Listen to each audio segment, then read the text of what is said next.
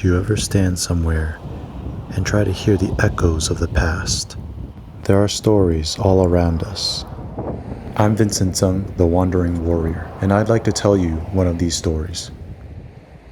Something happened in 1867. Something that happened dozens and dozens of times before. But this time was different.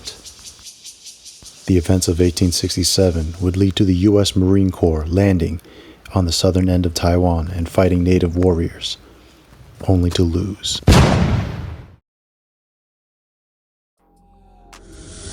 On March 12, 1867, an American merchant ship, the Rover, was wrecked near Olanpi, and its crew shipwrecked in today's Kenting.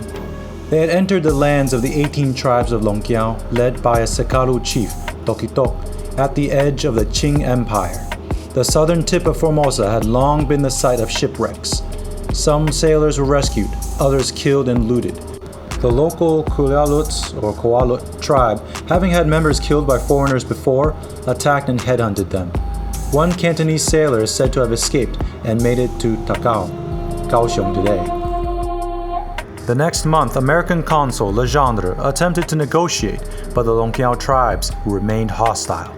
The young and intrepid America, newly extending its reach across the Pacific, felt it could not abide by the headhunting and pillaging and sent U.S. Marines to deal with the quote-unquote savages. Admiral Bell decided to use force and set out for Longkiaw with 2 ships and the U.S. Marine Corps.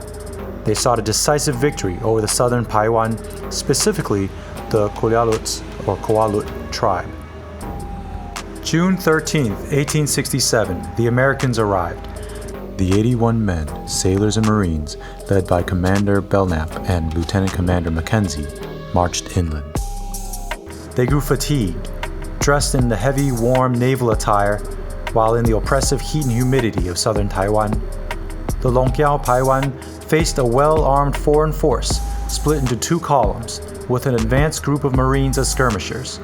The warriors had koang, muskets, vuluk, spears, and takit, or swords, as sidearms, and were dressed lightly, faces painted, and walked barefoot. Though the Americans had the initiative and better guns, the native defenders had the geographic advantage. They would need to use this strategically in order to win. After observing the enemy march inland for about an hour, they engaged the Blue Eyes on a hill directly in front of the columns. Charge! The Marines charged the hill, so the Rakats, warriors, retreated. By the time the American soldiers had taken the hill, the warriors were repositioned.